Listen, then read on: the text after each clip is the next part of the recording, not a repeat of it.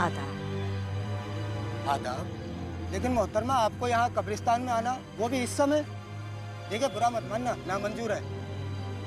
कोई मसला है क्या आपका? हमें कब्र खुदवानी है। अच्छा, आप नाम बताइए, मैं लिख देता हूँ। बेगम नूर बानो। इंतकाल किसका हुआ है? किसी का भी नहीं। हमें अपनी कब्र खुदवानी है। देखिए, आपको अच्छी तरह से पता होना चाहिए कि औरतों का कब्रिस्तान में आना सख्त मना होता है। औरत और मौलवी साहब भी सवेरे आएंगे। हमें कब्र खुदवानी इसी वक्त, हमारे शौहर की कब्र के साथ। खाला, मैं आपकी कोई मदद नहीं कर सकता। कल सवेरे आ जाना, मौलवी साहब आ जाएंगे, उनसे आप दरख्वास्त कर देना। हमें सब कुछ अभी चाहिए। हमें अपने शौहर के पास जाना है। जाइए यहाँ से। अरे जाओ।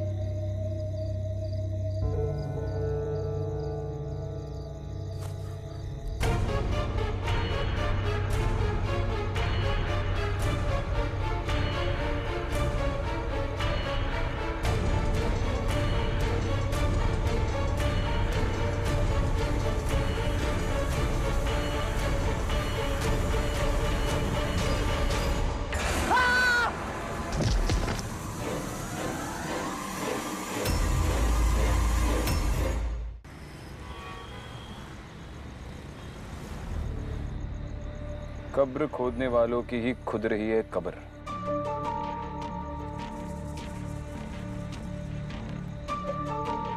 कब्रिस्तान में कब्र खोदने वाले को कोई क्यों मारेगा, वो भी इतनी बेरहमी से। तुमने गौर किया? उसे मारकर कब्र में फेंक दिया, लेकिन ऊपर से किसी ने मिट्टी नहीं डाली। इसका मतलब जिसने भी ये किया है वो चाहता है कि ये कत्ल लोगों की नजर में आए। ये कम्युनल झगड़ा भी हो सकता है। सुरेश सर भी कह रहे थे उस कम्युनिटी के लोग काफी घबराए हुए।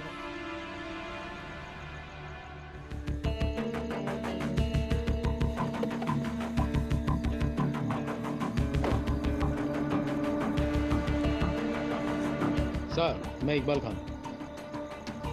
लोकेशन कहाँ है? सर आइए। मैडम आप यहीं रुकिए। जानती हूँ औरतों को कब्रिस्तान जाना मना है, लेकिन उसकी चिंता आप मत कीजिए। चलिए।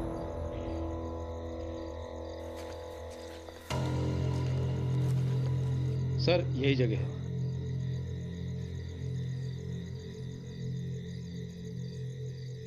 महरूम नवाब आजम अली। विक्टिम का नाम? आकिब गुलाम सर। कोई आई विटनेस? जी नहीं मैडम। आपने विक्टिम की फैमिली को इन्फॉर्म किया? जी हाँ मैडम, पर कुछ खास पता नहीं चला।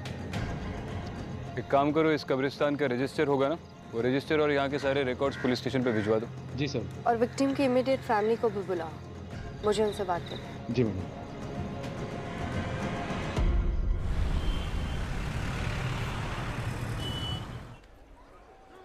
माफ कीजिए, आपसे कुछ सवाल पूछने थे, इसीलिए अभी आपको तकलीफ दी।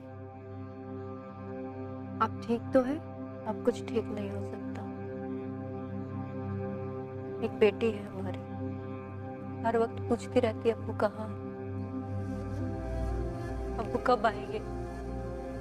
मना किया था आपने, कब्रिस्तान का काम मत करो, कोई और नौकरी भी तो ढूंढ सकते हो। कहते थे खुदा का दिया हुआ काम है, ठुकराते नहीं। आकिब ने कब्रिस्तान की नौकरी कब से शुरू की थी? 3-4 हफ्ते पहले। और इन 3-4 हफ्तों के दौरान आपकी उससे कितनी बार बात हुई होगी? 1-2 बार बात हुई थी, पूछने पे बोलते थे सब सलामत, पर नहीं। हम जानते उनकी आवाज में एक अजीब सी घबराहट थी। सब कहते हैं उस कब्रिस्तान में शैतान का साया, ये सब उसी का किया हुआ है। ठीक है, आप जा सकती हैं। अगर दोबारा जरूरत पड़ी तो बुलाएंगे।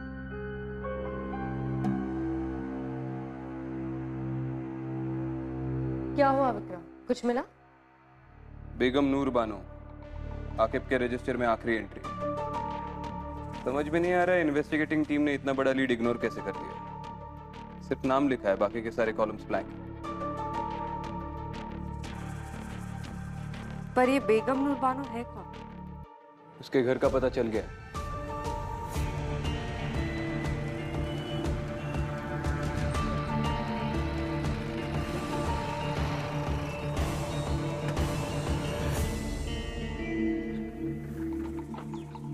रुको यहीं पे।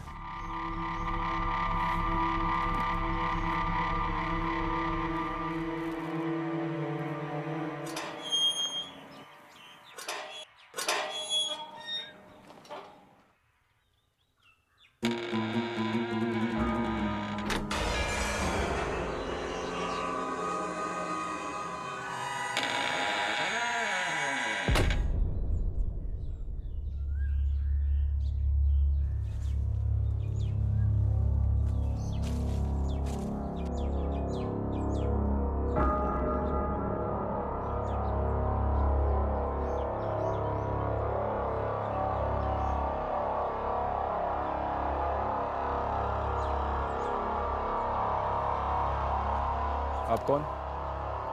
हमारी छोड़िए, आप बताइए कि आप कौन? पुलिस। एक इन्वेस्टिगेशन के सिलसिले में यहाँ पर आए हैं। आप अंदर नहीं जा सकते। अच्छा, आप रोकेंगे पुलिस को? नाम क्या है तुम्हारा? नासिर। ये हवेली किसकी है? हमारे नवाब साहब की। वो है अंदर? नवाब साहब को गुजरे हुए ज़माना हो गया है। हम नवाब साहब के ख़ानदानी मुलाजिम हैं। नवाब साहब के गुजरने के बाद हम बेगम नूर की खिदमत में लगे हुए हैं। बेगम साहिबा ने ख़ास हिदायत दे रखी है कि कोई उन्हें परेशान ना करे, और वो खुद भी बाहर नहीं निकलती है। आपके नवाब साहब का नाम क्या था? मरहूम नवाब आजिम अली। और आपकी बेगम नूर बाहर नहीं निकलती, मतलब कब से वो हवेली के अंदर ही रहती है? ये आज की बात नहीं है। नवाब साहब के गुजरने के बाद बेगम साहिबा ने अपने आप को हवेली में बंद कर लिया। पिछले 3 महीनों से उनको किसी ने नहीं देखा है। मैं हर रोज दोनों वक्त का खाना दरवाजे पर रख देता हूँ। वो तो खुदा का शुक्र है कि वो खाना खा लेती है। तो पिछले 3 महीनों में आप बेगम साहिबा से बिल्कुल मुखातिब नहीं हुए? बेगम साहिबा की आदत थी, वो इससे पहले भी 3-4 बार ऐसा कर चुकी है। वो अपने आप को कमरे में बंद कर लिया करती थी। शुरू में तो हमको भी बड़ा अजीब सा लगता था, डर लगता था कहीं बेगम साहिबा को कुछ हो ना गया हो। और हमें उनसे मिलना हो तो? मैंने कहा ना साहब, उनसे कोई नहीं मिल सकता। यही बेगम साहिबा का फरमान है।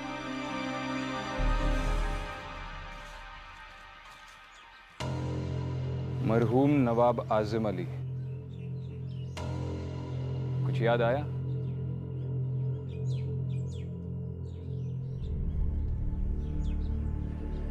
इस इमारत के हश्र को देखकर समझ में आता है इसकी नींव कितनी मजबूत होगी।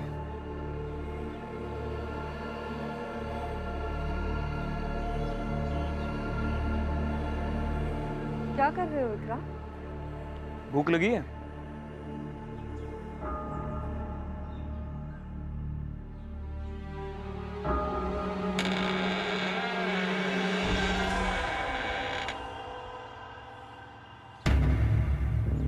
चलो।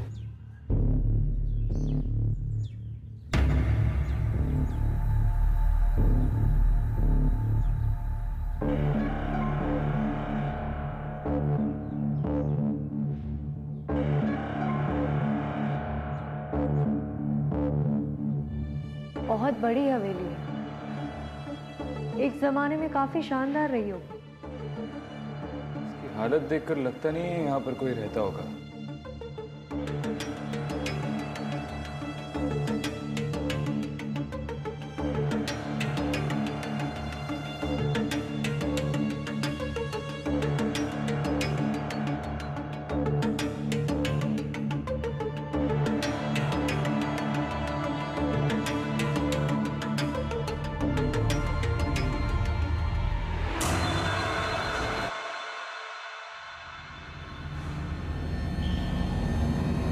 विक्रांत इस पे विक्रांत,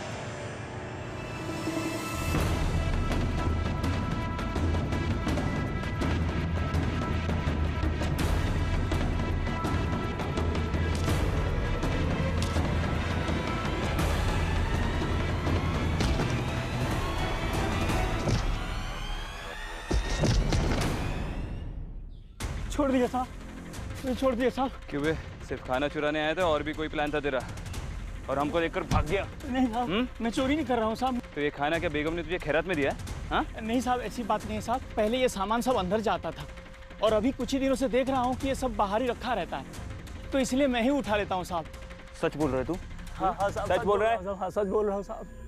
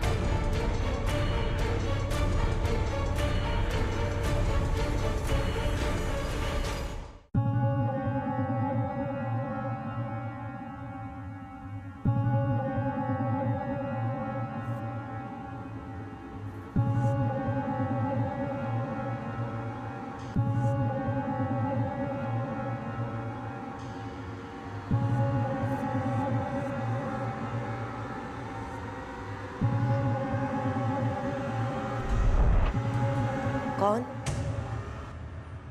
कौन है वहां?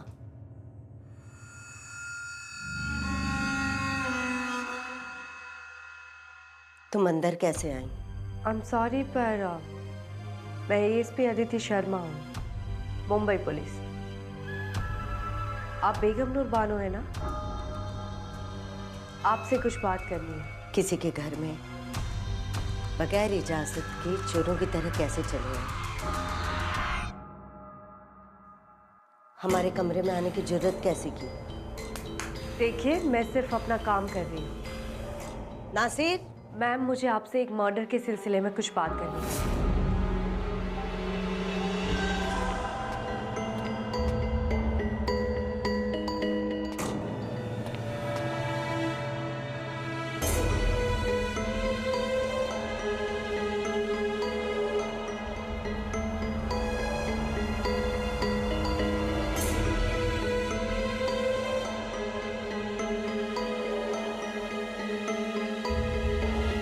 मैं अपने शौहर के पास जाऊँ। शौहर? नहीं, मैं तो आपसे ये पूछने आई थी कि उस कब्रिस्तान में अदिति,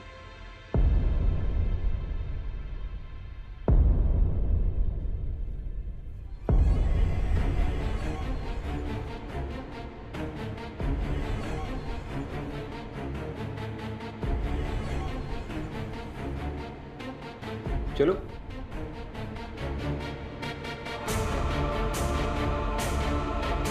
आओ।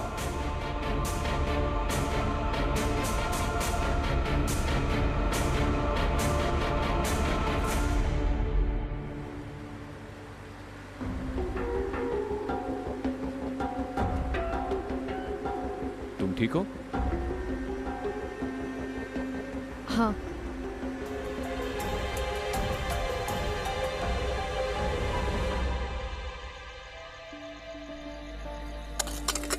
क्या जिंदगी है यार, रोज रोज एक ही काम। इससे अच्छा तो मैं मर जाऊं।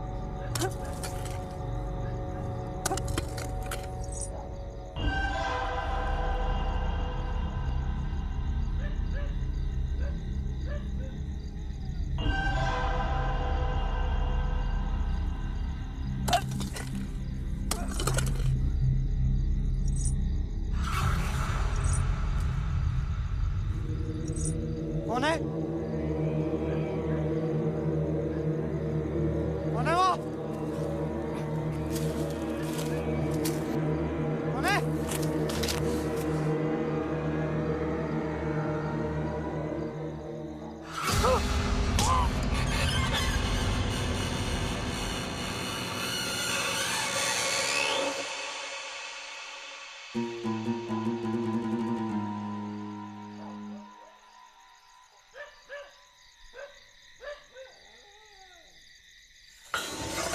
मुझे माफ कर दो, मुझे माफ कर दो। हमें अपने शौहर के पास जाना है। यासिर, बचाओ। हमें अपने शौहर के पास जाना है। यासिर, यासिर बचाओ, यासिर बचाओ, यासिर।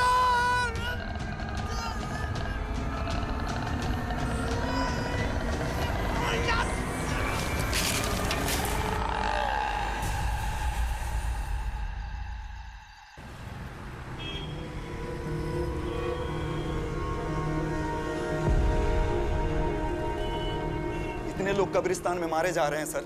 आप लोग क्या कर रहे हैं? आप कुछ भी नहीं कर पा रहे हैं। ऐसा क्यों सर? कुछ नहीं होता आप लोगों से, बस हाथ पे हाथ रख के बैठे रहिए तुम बस। सही कह रहे हो। अरे कांस्टेबल, इन्हें पानी पिलाओ, ठंडा करो इन्हें। गर्मी बहुत बढ़ गई है इनमें। क्या बात है, क्यों गला फाड़ रहे हो? सब वो शाकिब मेरा भाई था। आगे बोलो। सब उस रात को जब मैं उसके लिए खाना लेके गया, जैसे ही मैं दरवाजे के पास पहुंचा तो उसके चिल्लाने की आवाज आ रही थी। ऐसा लगा जैसे वो किसी से माफी मांग रहा है। मैंने आसपास बहुत ढूंढने की कोशिश करी लेकिन सब वहां पे कोई था नहीं। आखिर कब तक ऐसे कब्रिस्तान में लोग मरते रहेंगे साहब? हमें जवाब चाहिए। सही वक्त आने पर सारे जवाब मिल जाएंगे। अभी तुम लोग घर जाओ। मेरे ख्याल से ये सब कुछ बेगम नूर कर रही है। इसका मतलब दिन भर घर पे छुपकर बैठने वाली रात को बाहर निकलती है। विक्रांत, तुमने बताया था ना, उस गरीब आदमी ने कहा था कि पिछले कई दिनों से मुलाजिम का रखा खाना किसी ने नहीं उठाया और खाना खाए बिना कोई जिंदा नहीं रह सकता। तो इसका मतलब ये है कि वो मर गई है और उसकी आत्मा ये सब कुछ कर रही है। उस मुलाजिम ने भी कहा था कि बेगम नूर महीनों तक बाहर नहीं आती है, तो हो सकता है कि अकेलेपन में उसकी मौत हो गई हो और किसी को पता नहीं चला हो। और मेरे ख्याल से उसकी बॉडी अभी भी उसी हवेली में। अब इसका जवाब तो वो हवेली ही दे पाएगी। खाना खाया तुमने? नहीं, क्यों? नहीं, उस मुलाजिम ने खाना घर के बाहर तो रखा ही होगा और अब तो वो चोर भी पकड़ा गया। अरे तुमने ही तो कहा खाने के बगैर कोई जिंदा नहीं रह सकता।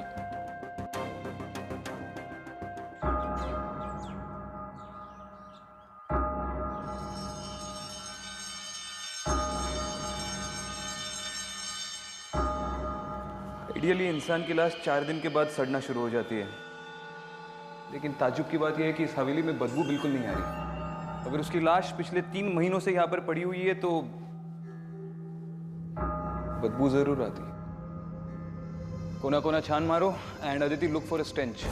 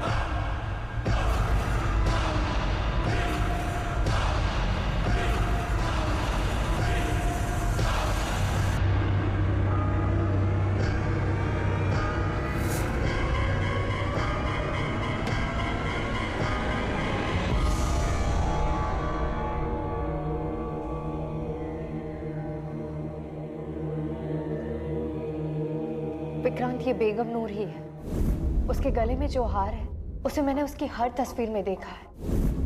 उस दिन वो मुझसे अपने शौहर के बारे में कुछ पूछ रही थी। हमें अपने शौहर के पास जाना। उसका शौहर वही है ना जिसकी कब्र हमने उस कब्रिस्तान में देखी थी, नवाब आजिम अली। विक्रांत, मुझे लगता है कि हम बेगम नूर की कब्र उसके शौहर की कब्र के पास बना दे तो शायद उसकी आत्मा को शांति मिल जाए और ये सब कुछ रुक जाए। शायद हाँ, शायद ना, लेकिन ये कंकाल पिछले 3 महीनों से यहाँ पर पड़ा हुआ है। यकीनन अब वक्त आ गया है कि उसे दफनाया जाए।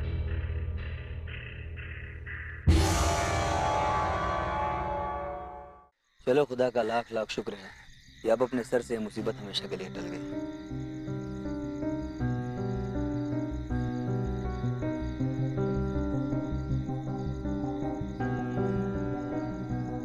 मुझे लगता है अब सब कुछ ठीक हो जाएगा। कम से कम देर से ही सही बेगम नूर की आत्मा को सही अंजाम तो मिला। अब शायद वो किसी को तंग नहीं करेगी।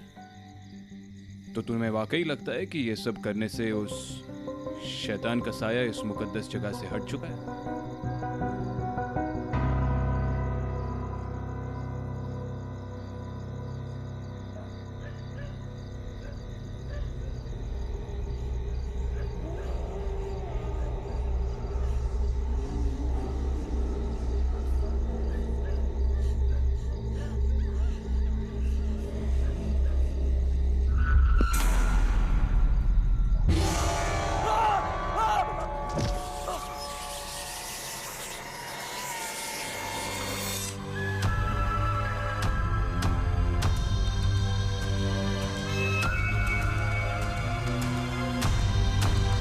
हमें अपने शौहर के पास जाना है।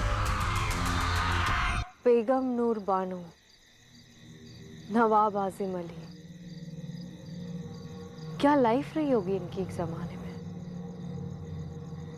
मुझे तो दिलचस्पी इस बात की है कि अब इतनी बड़ी प्रॉपर्टी का क्या होगा। अब ना तो नवाब रहे ना ही बेगम साहिबा।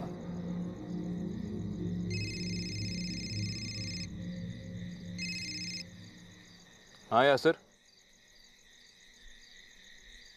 क्या?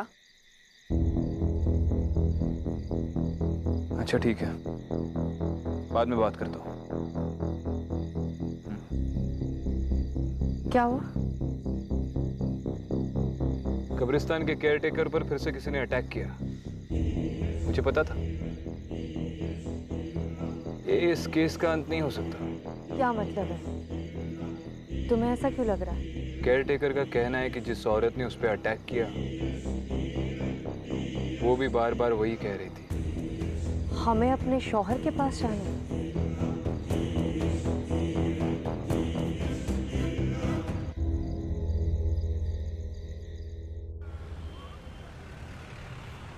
नवाब साहब बहुत ही इज्जतदार आदमी थे।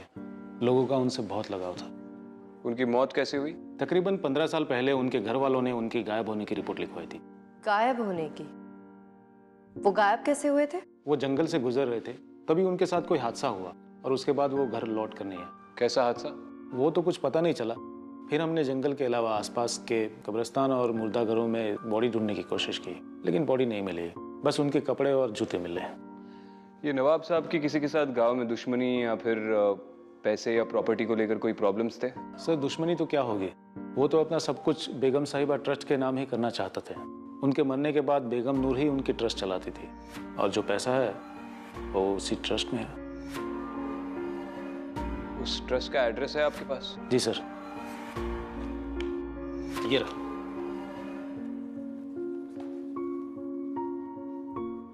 ओल्ड भोपाल।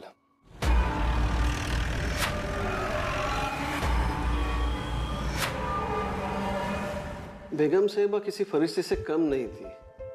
खुद की औलाद ना होने की वजह से उन्होंने बच्चों के लिए ट्रस्ट शुरू किया था। फिलहाल कैसे चल रहा है आपका ट्रस्ट? जी, जो भी डोनेशंस आते थे वो बेगम साहिबा की तरफ से ही आते थे और उनको देख के उनके सर्कल के सारे लोगों ने भी ट्रस्ट में डोनेशन शुरू कर दिया था।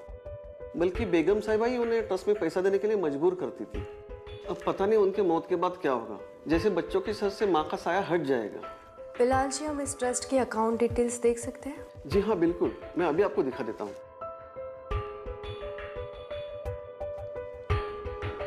जी देखिए,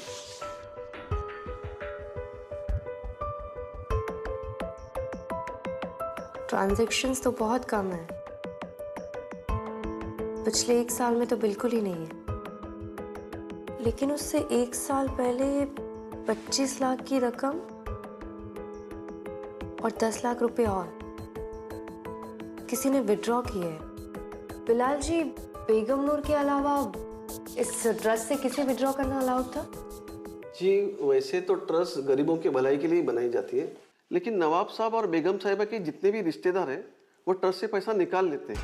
उनकी विल में ही ऐसा लिखा है। ये फंड्स कहाँ ट्रांसफर हुए थे? जी फिलहाल तो मेरे पास सिर्फ अकाउंट नंबर है, मैं उसके सारे डिटेल्स निकालता हूँ और आपको फ़ोन कर देता हूँ। चलो ठीक है, बाद में बात करता हूँ।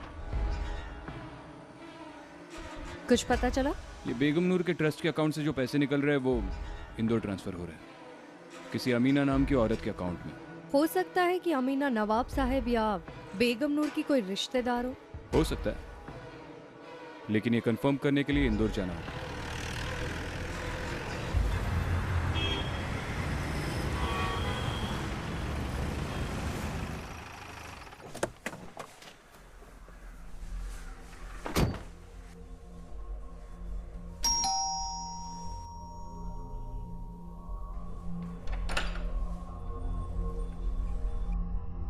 जी बोलिए, आप कौन? आप अमीना? जी आप? मुंबई पुलिस, आपसे कुछ बात करनी है, अंदर आ सकते हैं? हम आपसे एक केस के सिलसिले में बात करने आए हैं। हाँ पूछिए, क्या पूछना है आपको? आप बेगम नूर बानो को जानती है? हाँ, नाम सुना है उनका। अच्छा, तो उनके ट्रस्ट से पहले 25 लाख और फिर 10 लाख, टोटल मिला के 35 लाख आपके अकाउंट में कैसे जमा हुए?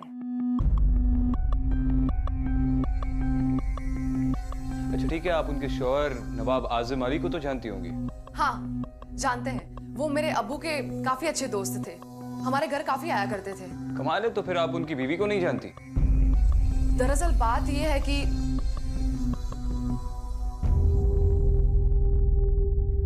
अमीना जी, इन तस्वीरों में आपके शौहर नहीं दिखाई दे रहे।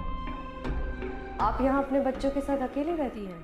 जी वो बाहर गए हैं, मेरा मतलब है कि वो देश के बाहर काम करते हैं। बड़ा लंबा सफर तय करके आए हैं हम। जी?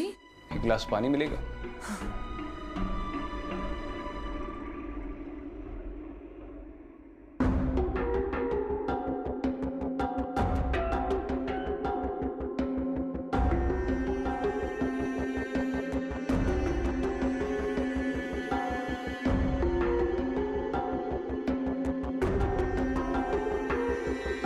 शुक्रिया। आपके शौहर का नाम क्या बताया आपने? जी आजिम शेख। उनकी कोई तस्वीर देख सकती हूँ मैं? आपके मोबाइल में तो होगी। हाँ।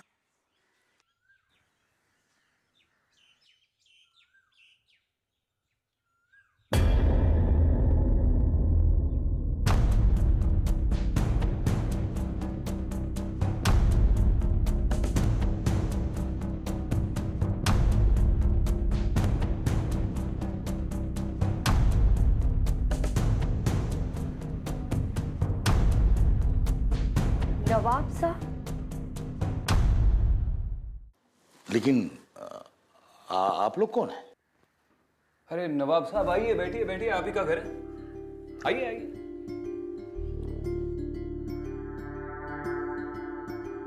विक्रांत सिंह, मुंबई पुलिस। अमीना जी, आपने बताया नहीं कि आपने अपने अब्बू के दोस्त के साथ शादी कर ली। पुलिस को गुमराह करने का नतीजा जानती है आप? देखिए जनाब, आप जो भी हैं अपने वजूद में रहकर बात कीजिए। यहाँ इज्जतदार लोग रहते हैं। किस इज्जत की बात कर रहे हैं आप नवाब साहब? आपके भोपाल में तो आपके लोग आपकी कब्र खोदकर आपको दफना चुके हैं।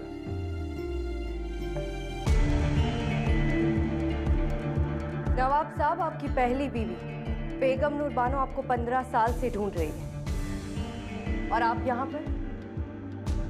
शर्म नहीं आती आपको? जरा सी भी इंसानियत नहीं है? मोहतरमा, दायरे में रहकर बात कीजिए।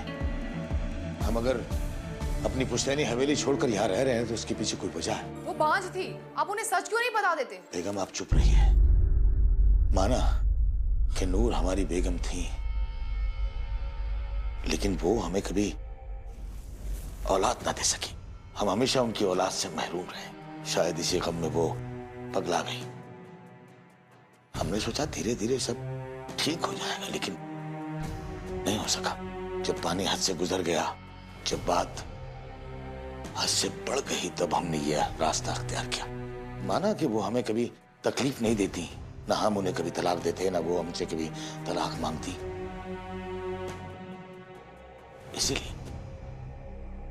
इसीलिए हम अपनी जायदाद, अपनी हवेली सब कुछ छोड़कर चले आए उनके नाम।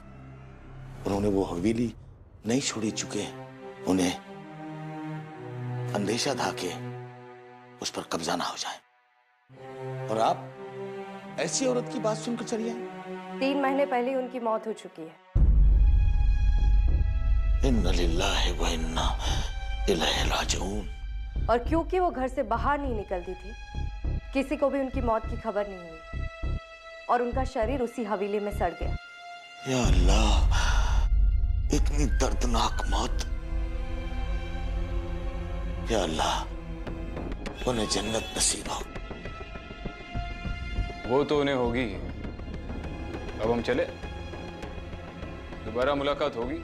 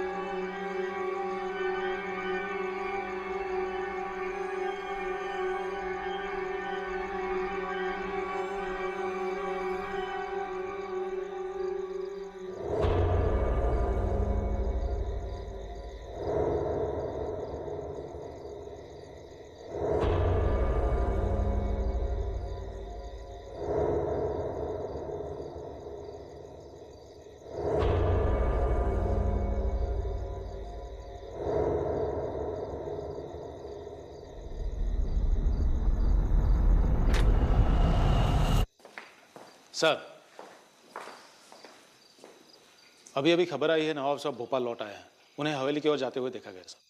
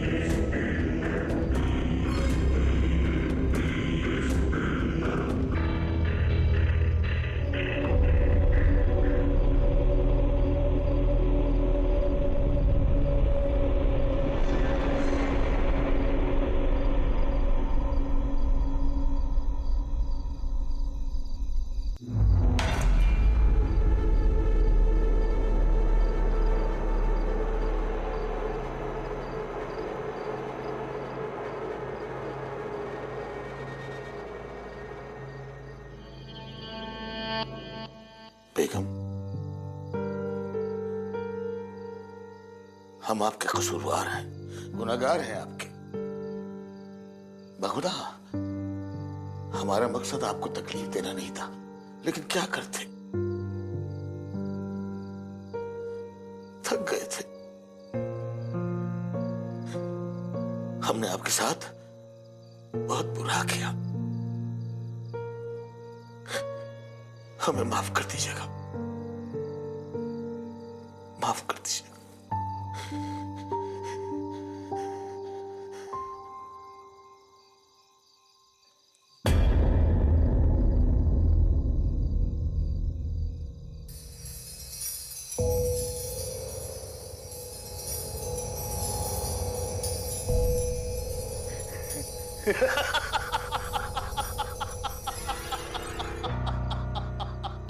ये हवेली, ये घर, यहाँ की एक एक चीज मेरी है, मेरी मेरी। अजीब बेवकूफ औरत थी तुम, खुद को 15 साल इस हवेली में बंद रखा। अच्छा हुआ कि हमने तुम्हें छोड़ दिया, वरना तुम तो हमें भी अपने साथ पागल कर देती। बेगम नूर, अरे अगर मरना ही था तो 15 साल क्यों हमें हमारे ही घर से दूर रखा?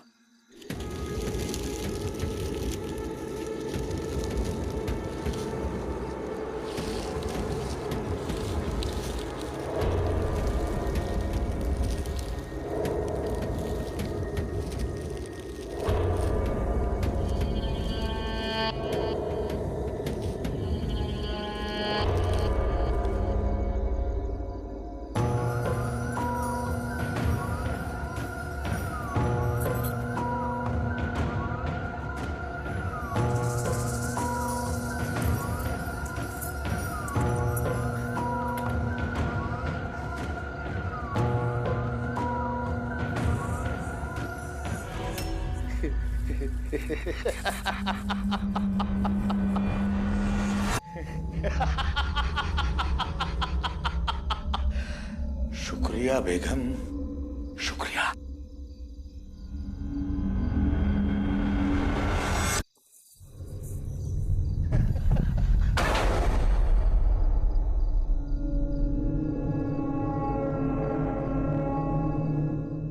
दरवाजा खोलो, दरवाजा खोलो। नासिर, कहाँ जा रहे हैं आप?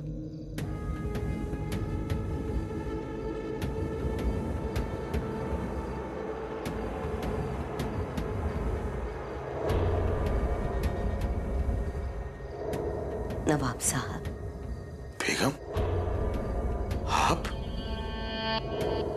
हयात हैं?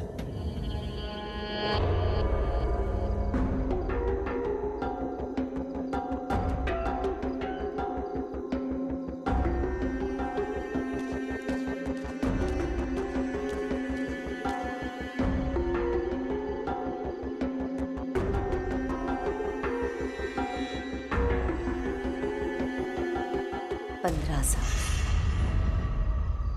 15 साल इंतजार किया आपका, अब कह नहीं जाएंगे आप। लेकिन पुलिस वाले तो बोल रहे थे कि आप मर चुकी हैं। मौत की खबर तो आपकी भी सुनी थी। ये नहीं हो सकता,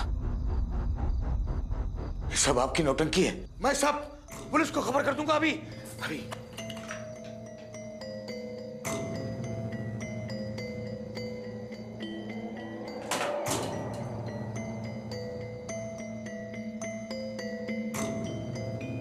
बेगम,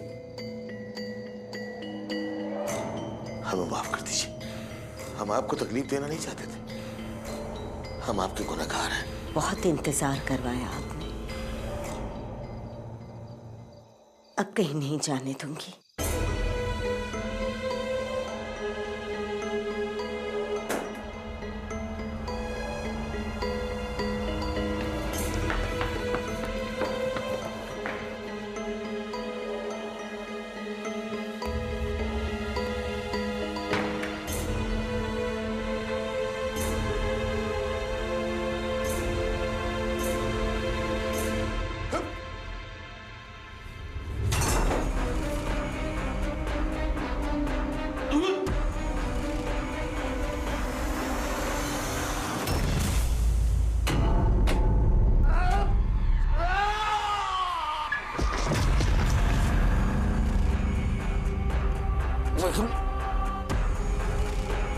मैं तुम्हारा गुनहगार,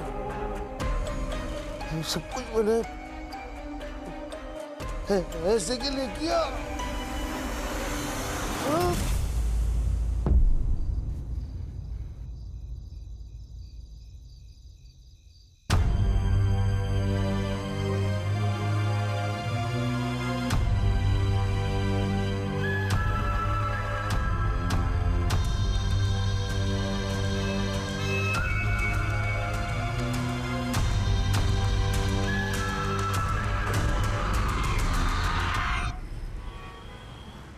तुम्हारी अमीना से बात हुई?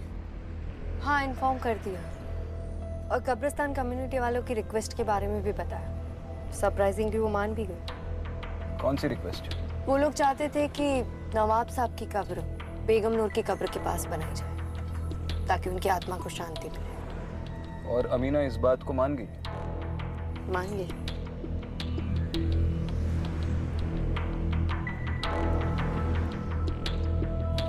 क्या सोच रही हो?